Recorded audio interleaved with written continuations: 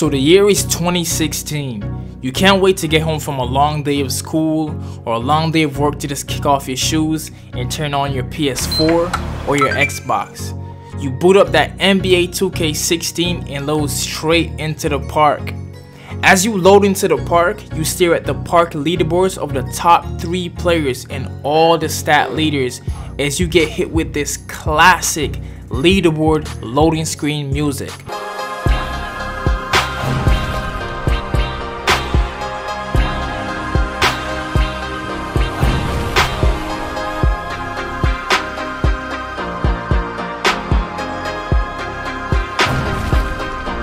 Hi, my name is KingSuperior, and let's take a trip into the nostalgic time machine and go back to the year 2K16.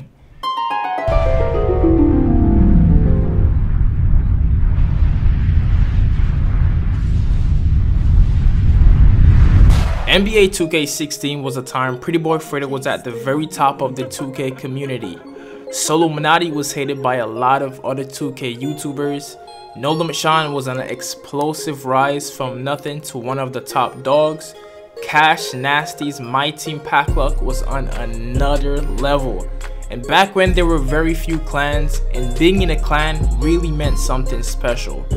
Solluminati really was the originator of the first big clan known as Illuminati Gang that had an impact in a big way. Annoying TV's clan, Nation, was also a big clan at the time. Nonetheless, every YouTuber that I just mentioned so far were a huge inspiration, and it still is a huge inspiration to a lot of newer content creators and members of the 2K community. If you never played NBA 2K16, sit back, relax, and observe. However, if you were a part of NBA 2K16 with us, let's vibe. 2K16 was a time where upgrading your player was very simple. Jump shooter, inside scorer, athlete, playmaker, rebounder, and defender. It was also when player builds were at its simplest form. Inside, outside, and balanced builds. Every position on that game was capable of being good, but the meta builds at the time were outside 6'7" point guards and 7'3" outside centers. If you pay attention to me in this game, this is my 6'7" point guard. Y'all see I can speed boost. I can do everything a little point guard can do. But I'm as tall as a small forward. You know what I'm saying? So what's the point of you having a 6'7" small forward and you can't even dribble, you can't even move fast? All you could probably do is dunk. How you gonna get yourself open? When you can have a 6'7" point guard and you can speed boost, you can move fast, you can do anything. You know what I'm saying? If you don't have an outside big man or an outside point guard, what are you doing, man? 2K16 was back when it took drastically less VC to max out your player's attributes. It took little over 100,000 VC to max out a player, whereas nowadays it takes almost 250,000 VC to max out your player. Clothing items in 2K16 used to cost like 500 VC, 300 VC. Some clothes used to even cost 50 VC. NBA 2K16 was the introduction of part cards. If you never played 2K back in these times, you most likely don't know what part cards were, so let me explain. Part cards were cards that you could buy from the in-game store that gives your My Player temporary attribute boosts in part games. The part cards were divided into 4 different categories: scoring part cards, defensive part cards, playmaking part cards, and team aura part cards. Some of the more popular part cards were instantly hot and deep threes.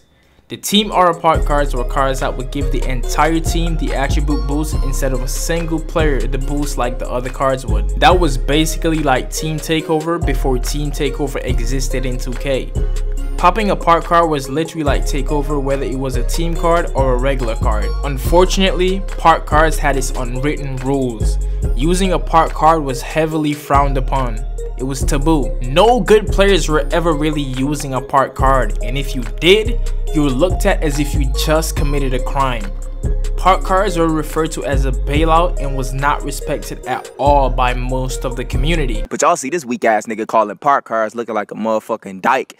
Nigga out there with purple hair. That's probably one of the air thoughts, my nigga. That's probably air thought 23 behind a fucking fake ass account on the PS4. Look, call part. You need part cards and you got a fucking patch made fucking game and you call it part card. Any nigga that is still using part cards after this fucking patch, you should not be playing basketball, my nigga.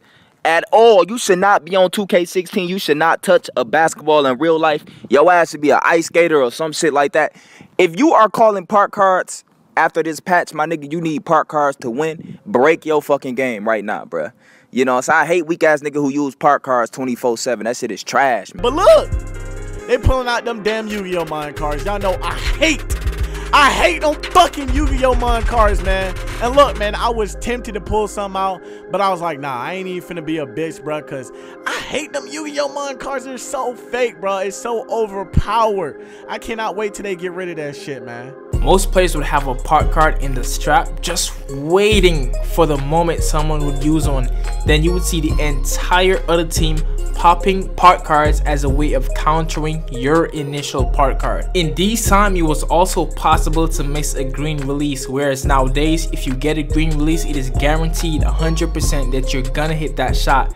Back in these days, getting a green release did not mean you were gonna hit the shot. On me, right? Hold on. Red tape. Pull out game with the green. No, 2K cheated me. A wide open green light and I missed it. Whoa. He's going there. Fucking me up. Sorry. Oh, he missed the green! He missed the green! Oh my goodness! He missed the fucking... Back in the era of NBA 2K16, the 2K community didn't have too many big YouTubers at the time. So let's take a look at some of the most influential YouTubers at the time. Let's start with solluminati. What's good, yo? This solluminati. What's good with y'all young boys? solluminati at the time was one of the most hated YouTubers, not so much by the viewers and the fans, but by other YouTubers because of his big ego, his confidence, and the attitude that we all came to love about him. You know what I'm saying? I'm out here hooping with randoms as usual. I'll just be out here hooping, my nigga. If you on my team, give me the ball. Y'all know what time it is. He had a lot of catchy lingo such as where he at, coach, pulling from deep, that's tough, and even his intro was good with y'all young boys. Well, y'all see this nigga couldn't check me. Where he at, coach? Where he at, coach? Where he at, coach? Get him out of here, coach! A lot of people love solluminati more so for his personality than his gameplay, although he was indeed one of the best park players at the time.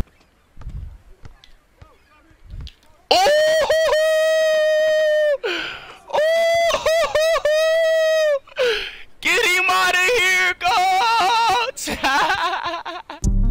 Next up, nolimitshawn. You two, what's going on, man? nolimitshawn. nolimitshawn at one point was one of the fastest growing channels in NBA 2K16. He started with 0 subscribers in NBA 2K16 and managed to get over 100,000 subscribers in a few months. He introduced and made the NBA players at the park videos popular that you see a lot of content creators doing nowadays. He got his buzz from playing against NBA players like Kyrie Irving, J.R. Smith, and Tristan Thompson. Him and solluminati even had their own little beef that they ended up squashing after solluminati hosted a YouTube showdown that brought a lot of content creators together. This nigga said, I ain't had to play against no NBA players. When this nigga, if you look at his 2K15 videos, he got like 3 or 4 Kyrie videos. You know what I'm saying? He was watching Kyrie. He was like, Kyrie got a demigod. Kyrie at the stage. Then he played against Tristan Thompson, but his broke ass couldn't afford a fucking Elgato.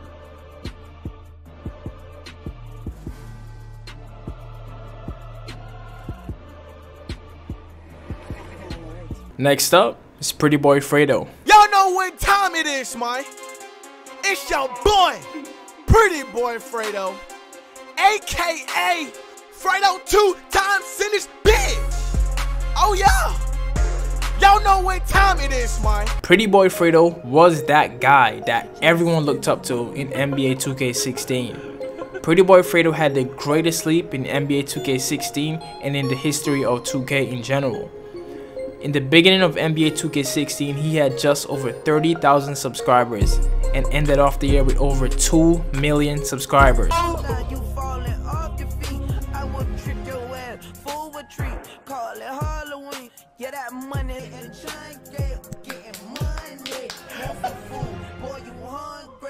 Throughout his journey there, him and Red City Boy had one of the biggest rivalry in the history of 2K.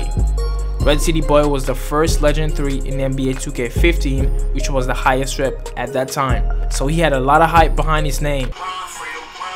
Listen, man, so this nigga Fredo, right? The community wanted us to play. We both streamers. So everybody wanted us to play. This nigga out here running like Usain Bolt and Forrest Gump out here. Run, Fredo, run. Savage Squad Hoopers? Got some Savage Squad runners. Give me them goddamn ankles, boy. We out here taking ankles, man. I ran 5 for fucking 11. Turn up! Turn up! Turn up! Turn up! Screenshot! 5 for 11! Hey! Turn up! Turn up! Upload that clip! Turn up! Hey! Turn up! Nah, tell Fredo I said good game. Tell Fredo I said good game, though. Tell him I said good game. Tell him I said good game. Tell him I said good game. We out. We out. Tell him I said good game. Tell him I said good game. Fredo left so many historic memories and moments for us in NBA 2K16. From his classic story times to crazy matchup against OGs like kellhitemup, his collab with kellhitemup, his crazy matchup with NBA players like Archie Goodwin. SSH going up against Archie Goodwin. Uh-oh. Y'all know what time it is. Y'all know what time it is. It's your boy, PrettyboyFredo, aka Fredo 2 times, man. Y'all already know how I'm rocking, man. Him hitting 1 million subscribers was one of the most inspirational moments for any fan of NBA 2K. Yeah. He's right there. Oh, yo! 200. Oh my god. Come on, yo. Oh my god. Come on. Oh, dude, he hit it. More. Oh, shit. Hey. Oh. You look good at boy. Oh, yeah. There we go.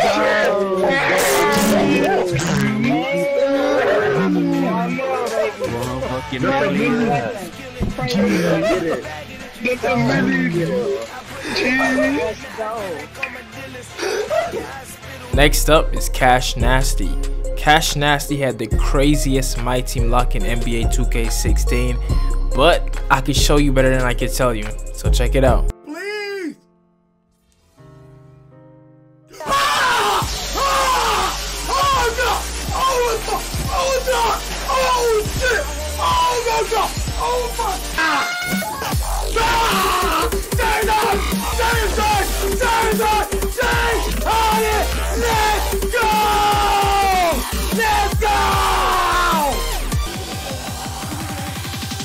That's how we do it.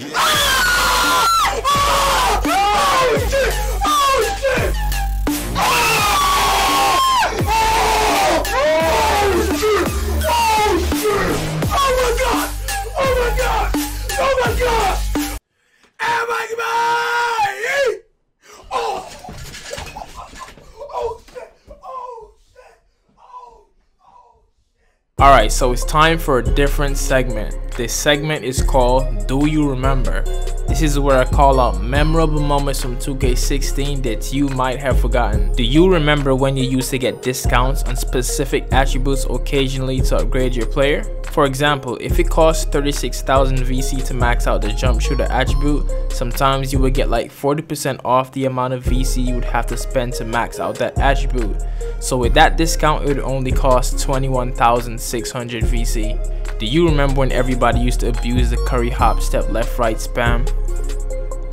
Do you remember when you only needed to buy one single boost and it would last the entire time you were in the park? Do you remember when you used to get VC for repping up 10,000, 20,000?